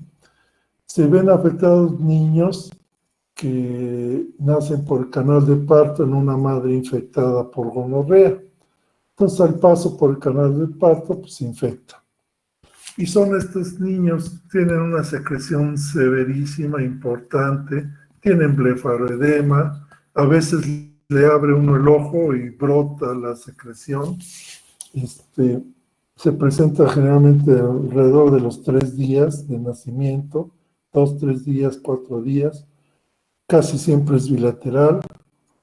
Y bueno, estos niños sí hay que vigilarlos mucho porque la Neisseria es muy agresiva, entonces puede lesionar la córnea, puede ocasionar una perforación corneal, una endoftalmitis y se puede perder el ojo. Entonces, en un recién nacido eso es trágico de todos los puntos donde se ve. Diagnóstico, generalmente no hay que hacer cultivo, sabemos que es lo más frecuente en este tipo de conjuntivitis, se asea muy bien y se aplica generalmente moxifloxacina, a veces cada hora, cada 2 horas, y estos son de las conjuntivitis que ameritan un antibiótico sistémico. Generalmente les manejan cefalosporinas los neonatólogos. Y bueno, vigilancia. La clamidia, que sería este caso, es menos agresiva, también con secreción purulenta. Se presenta más tardado, de 5 a 7 días, con fenómenos inflamatorios menos graves. Y bueno, también estos niños con moxi y cefalosporinas o penicilinas sistémicas. Hay que vigilarlos muy de cerca para que no se complique. El modo de infección pues, es el mismo que el gonococo. La clamidia, ahorita hablamos de clamidia. Otras bacterias, bueno, Cualquier gram positivo de las que afectan a los adultos también pueden afectar a los recién nacidos. El herpes también por el paso por el canal del parto, en madres infectadas, no es frecuente. Y la conjuntivitis química es en pacientes que los antisépticos que se usaron durante el parto entraron a los ojos y pudieron ocasionar algún proceso inflamatorio. Eso no da un mayor problema. Hay un método que los que han estado en algún servicio de toco o cunero, cuando nacen los niños, le aplican unas gotitas de algún antibiótico. Eso se hace en todos los cuneros. Yo tengo mis dudas de que sirva de algo, pero bueno, finalmente no hace daño. Entonces, un profiláctico para una infección en los niños recién nacidos. 1 o 2 gotitas para lavar bien y con eso. Insisto, no sé si funcione, pero se hace. Y no hay que hacerlo, no pasa nada. Vamos a hablar de clamidia ya específicamente. ¿Por qué aparte clamidia? Porque son conjuntivitis que también ameritan tratamiento sistémico.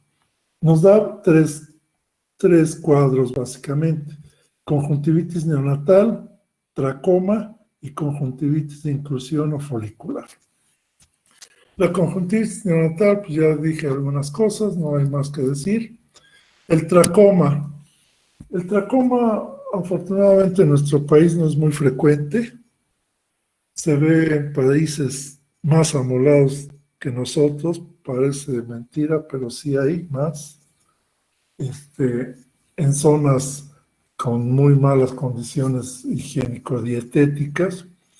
Aquí en México sí llegamos a ver, es raro, pero llegamos a ver en algunas zonas por donde no pasó Dios, como Chiapas, Tabasco, Oaxaca, Veracruz. A lo mejor aquí en la Sierra Norte de Puebla llega a haber algún caso. Cursa con 3 etapas. Una etapa folicular, que se presenta con hipertrofia de los folículos, como aquí se ve. Se ve un proceso inflamatorio importante y de hipertrofia de los folículos.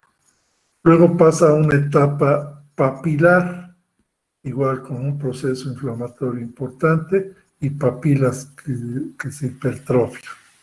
Y la tercera etapa es una etapa cicatrizal, que presenta esta fibrosis por cicatrización y la producción de panos.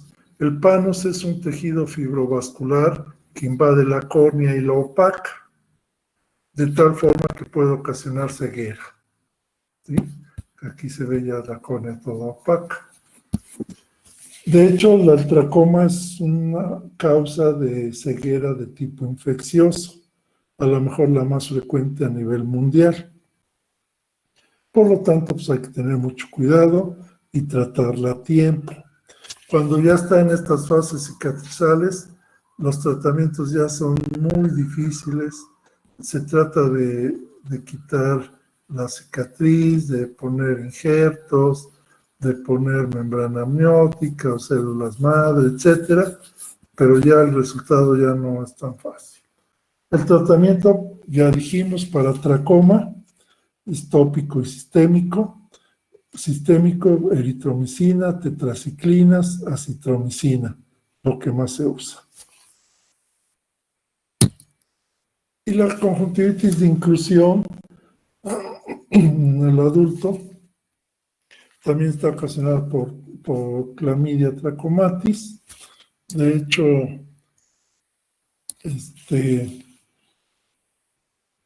esta sí se ve aquí, sí tenemos casos, no es tan frecuente, pero llegamos a tener casos.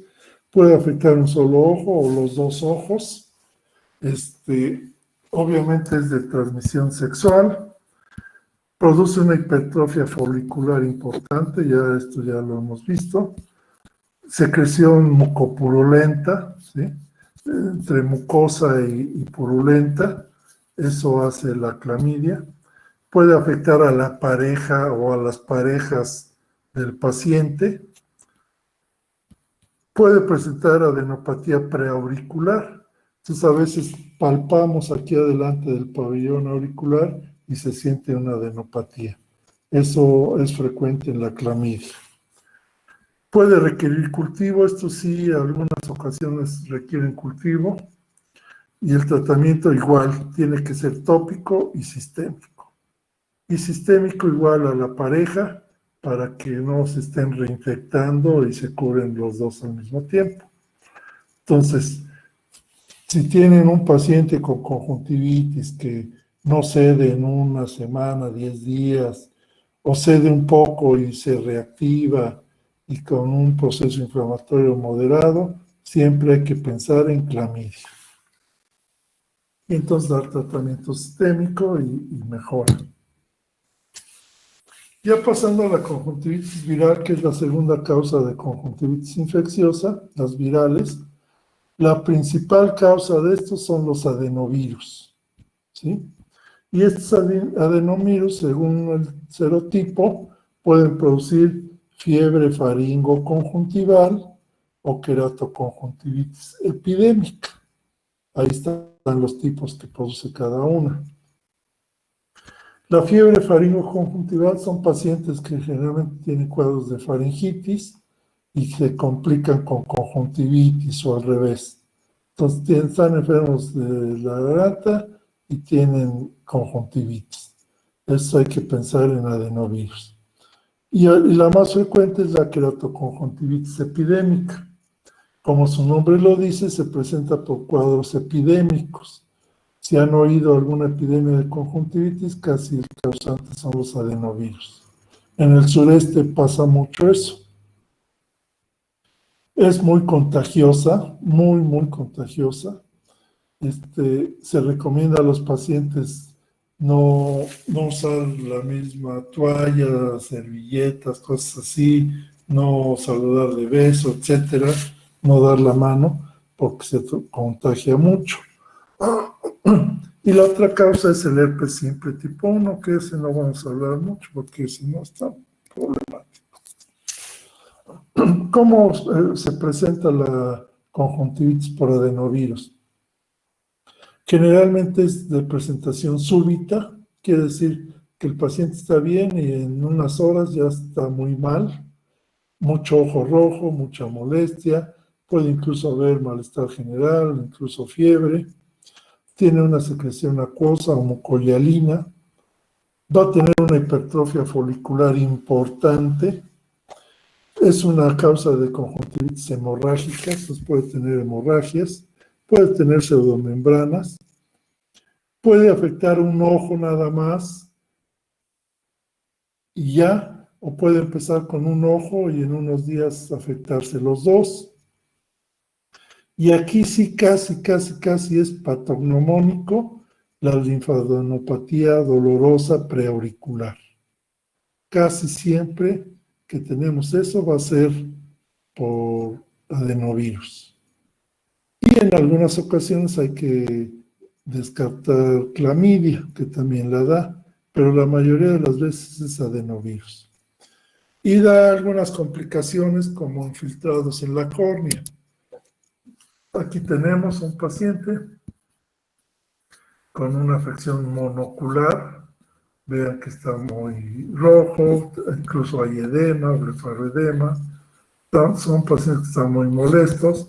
Pueden tener una conjuntivitis hemorrágica, como ya hemos visto, la hipertrofia folicular, la presencia de pseudomembranas que se empiezan a adherir a la conjuntiva palpebral. Aquí también hay una pseudomembrana, la hiperemia importante, y estos son los infiltrados que pueden hacer en la córnea. Se ven como opacidades circulares, se llaman numulares, y la importancia de esta complicación es que si están en el eje visual, como aquí, van a afectar la agudeza visual.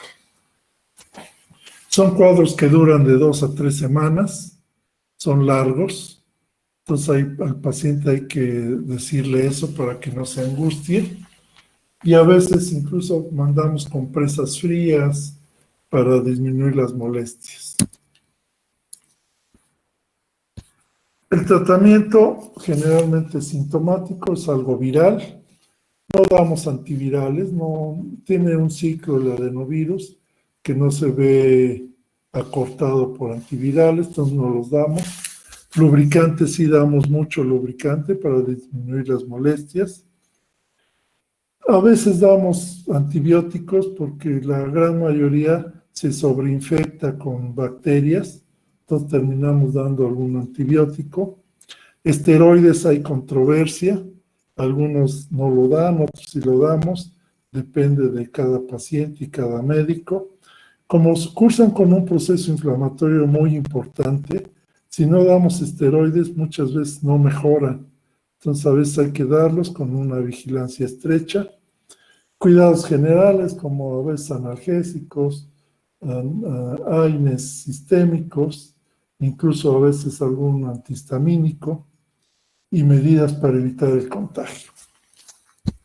Y les decía yo que en 2-3 semanas finalmente ya está bien. Vamos a otro tema que es más o menos frecuente, que son las conjuntivitis alérgicas.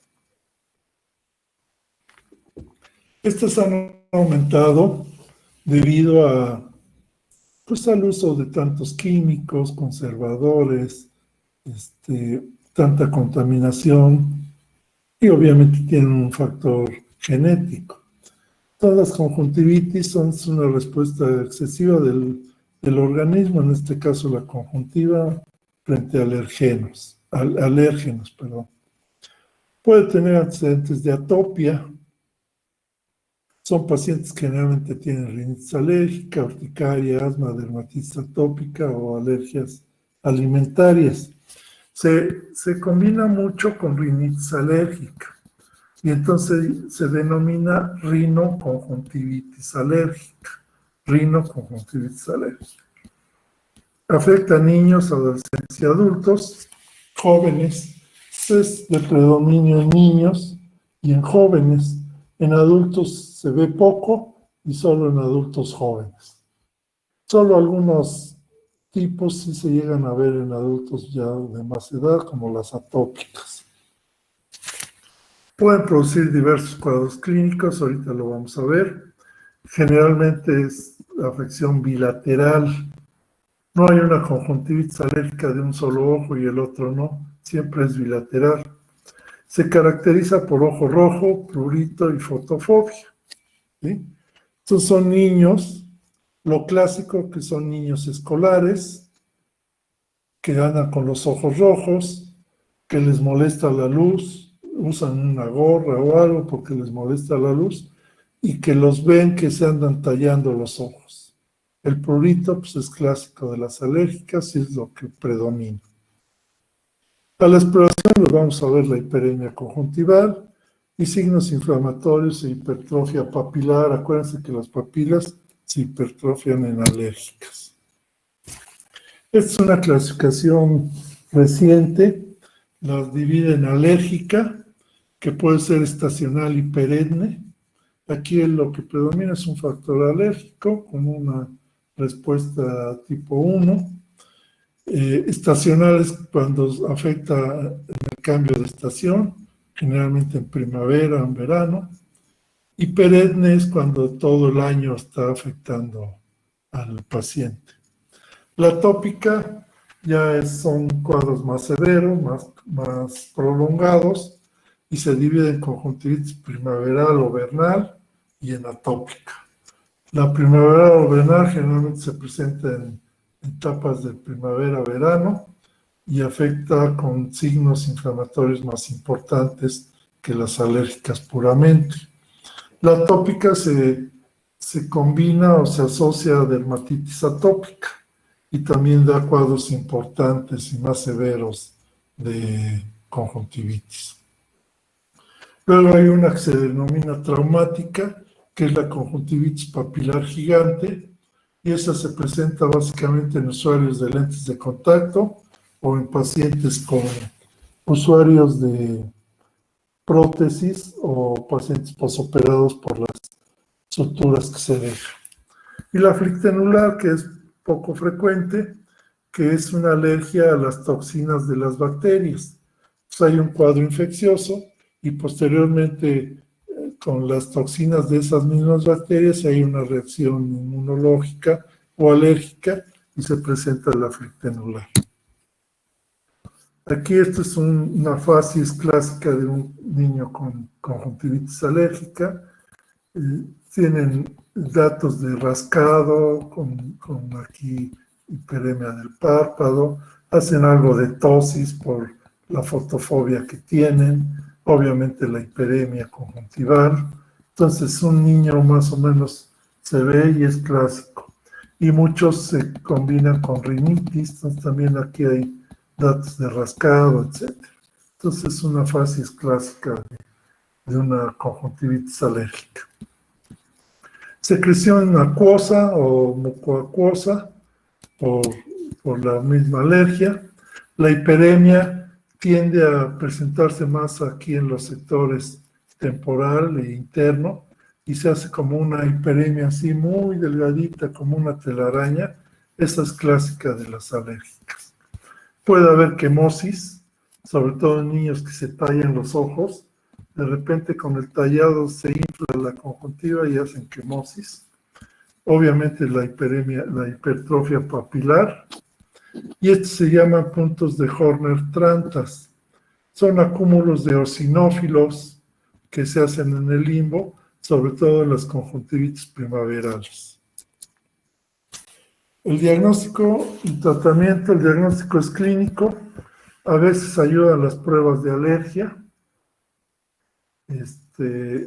No siempre, no dan mucho valor estas, pero bueno, se pueden hacer. ¿Qué hay que hacer para tratar a estos pacientes? Primero, evitar los alergenos. Evitar todo lo que pueda dar problemas. ¿Como qué?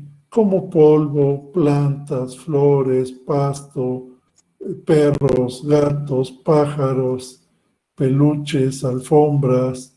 Son niños que la ropa de la cama hay que cambiarlas muy seguido, etc. Todas esas medidas para evitar los cuadros de conjuntivitis. Cuidarse del sol, usar una gorra, sombrilla, sombrero, usar gafas para el sol, evitar el tallarse los ojos. Todo eso va a hacer que el paciente pueda mejorar. Podemos dar medicamentos, si él no se cuida de esa forma, pues no va a mejorar. También usamos inhibidores de la degranulación de mastocitos. Estos son fármacos tópicos que vienen en solución y que se usan para evitar las crisis de alergia. Tenemos al cromoglicato de sodio. Este es un inhibidor puro de la degranulación de mastocitos, no tiene otra función. Entonces evita la degranulación del mastocito, la cascada de histamina, la liberación de leucotrienos y migración de eosinófilos, etc. También tenemos antihistamínicos tópicos y tenemos la epinastina y la caftadina. También vienen en solución oftálmica. Solamente son antihistamínicos, disminuyen mucho la sintomatología, pero no previenen tanto la cascada de histamina. Y tenemos los mixtos como la olopatadina y el ketotifeno, que también vienen en solución, y eso sí tienen doble acción, inhiben la degranulación y son antihistamínicos. Los podemos usar por tiempo indefinido, por mucho tiempo, meses, años, o periódicamente cuando se exacerbe la conjuntivitis.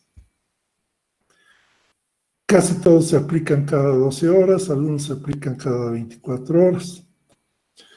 ¿Qué vamos a usar en cuadros agudos inflamatorios? Esteroides tópicos.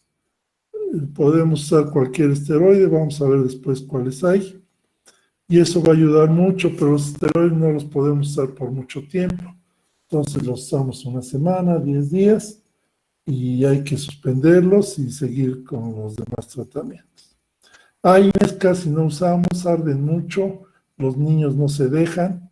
El que tiene un poquito de valor es el ketorolaco tópico, porque es el que más disminuye el prurito, pero sí arde y luego los niños ya no se dejan ponerse.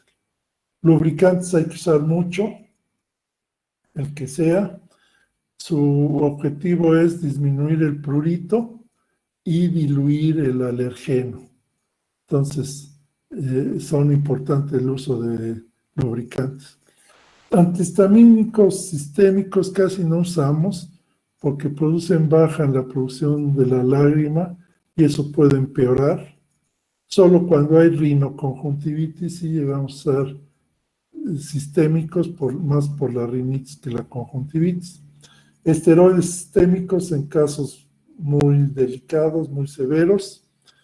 Y se puede usar inmunomoduladores también en casos severos.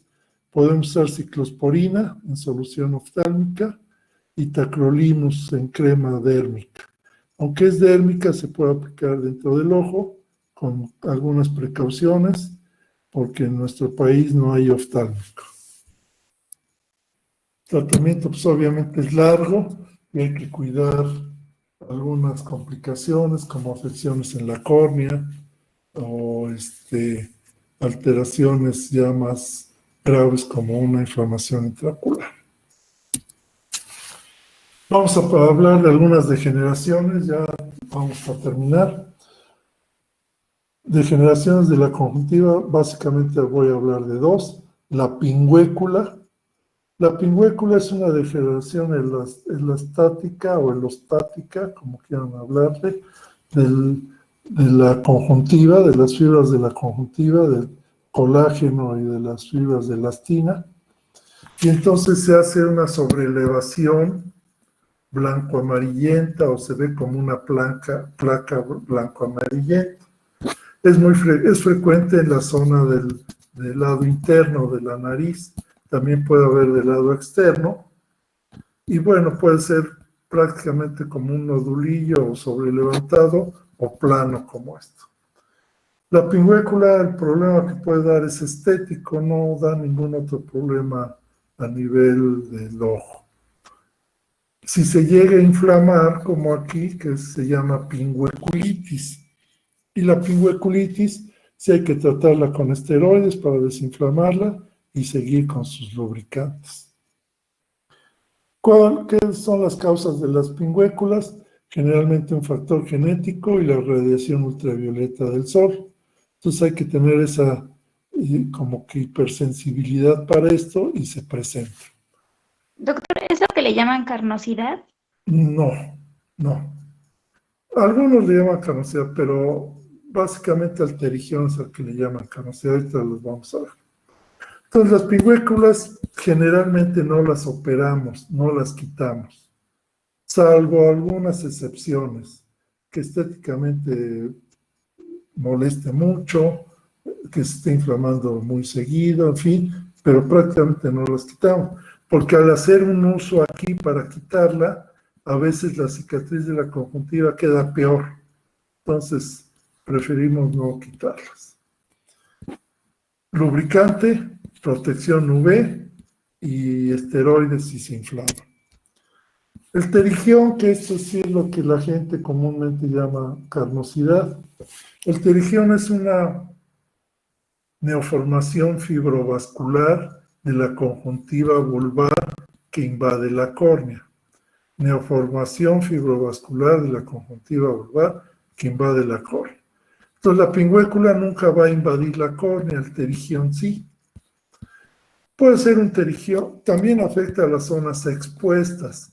La etiología es la misma que la pingüécula, un factor genético y la exposición a irritantes y radiación ultravioleta. Doc, perdón, lo interrumpí. Nada, bueno. Puede estar muy tranquilo como este, que apenas no está rojo, nomás usamos lubricantes, gafas protectoras y protección y cuidarse de todos los factores irritantes. Puede estar más inflamado como este, más grande. Damos esteroides tópicos para desinflamarlo, sus lubricantes. Una vez que se desinflamó, puro lubricante y vigilancia. Pues ya invade el área pupilar, pues hay que quitarlo porque ya está obstruyendo la visión. No tarda en obstruir porque ya llega al borde de la pupila. Entonces estos podría decirse que son quirúrgicos. No operamos así de fácil un pterigión, primero porque tienden a recidivar. La principal complicación del pterigión es la recidiva. Entonces a veces se operan 2, 3 meses y ahí está otra vez y a veces más inflamado.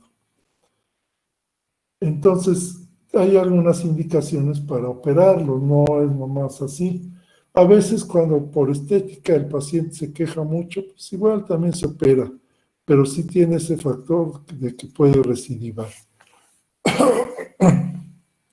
A veces se puede operar una recidiva hasta una tercera vez, pero cada vez es más complicado y los resultados son más inciertos cada vez que se opera. Entonces hay varias técnicas. Lo que más se usa es un injerto conjuntival. Entonces se toma conjuntiva de aquí, se quita la carnosidad y se pasa aquí, se sutura. Entonces eso se llama un injerto del mismo ojo o de un trasplante también del mismo ojo se llama, como quieran llamarlo, pero es un injerto libre de conjuntiva. Y bueno, vamos a ver una miscelánea de algunas cosas que no son frecuentes. Se llama melanosis conjuntival. Se pigmenta la conjuntiva de café ocre le llamamos. Pasa muchos en pacientes con alergias, o puede ser en pacientes con pieles muy oscuras, muy morenos o negros, se tiende a pigmentar por la cantidad de melanocitos que tiene el paciente. No ocasiona mayor problema, más que estético, generalmente no se quita porque vuelve a salir, y como es difuso, pues no podemos quitar tanta conjuntiva. Se llama melanosis ocular. Esta melanosis ocular generalmente es congénita y es un pigmento que está por debajo de la conjuntiva. De hecho, la episclera es la que se pigmenta. Puede ser ocular, dérmica o oculodérmica. La oculodérmica se denomina nevodeota y puede tener algunas complicaciones como glaucoma. Entonces hay que vigilarlas y hay que estarlas checando. El nevo conjuntival es como cualquier nevo en cualquier lado, se puede presentar en la conjuntiva. Si le es molesto al paciente, se puede quitar, y si no, se puede quedar y no pasa nada. No pasa nada. La hemorragia subconjuntival o hiposfagma. Hemorragia subconjuntival o hiposfagma. Puede ser de un sector, puede ser toda la conjuntiva, es muy aparatosa, de aparición súbita. La principal causa es hipertensión arterial y otras causas son esfuerzos, cargadas de fuerzas, cambios de temperatura, traumas, tallado, en fin, muchas causas las pueden ocasionar. Son benignas, no hay que hacer nada. Hay que esperar que se reabsorba la sangre, es como un moretón que va a pasar 2 o 3 semanas, se reabsorbe, va cambiando de color y se quita. Entonces, aunque es muy aparatoso, no hay que hacer mayor cosas. Simbléfalo. El simbléfalo es la adherencia entre la conjuntiva palpebral y la vulvar. Entonces, por ejemplo, aquí me está pegado aquí, generalmente por ojo seco, porque me duele por químicos. Entonces son estas adherencias. Hay que liberar bien, poner un injerto o membrana amniótica y ahí se recupera. Aquí hay una adherencia del párpado, de la conjuntiva del párpado hacia la córnea. Esto puede ser una complicación de una cirugía de pterigión. A veces puede pasar esto. Entonces, igual es complicado quitarlo, hay que sacar aquí, poner un injerto y vigilar que no se vuelva a rollar. leve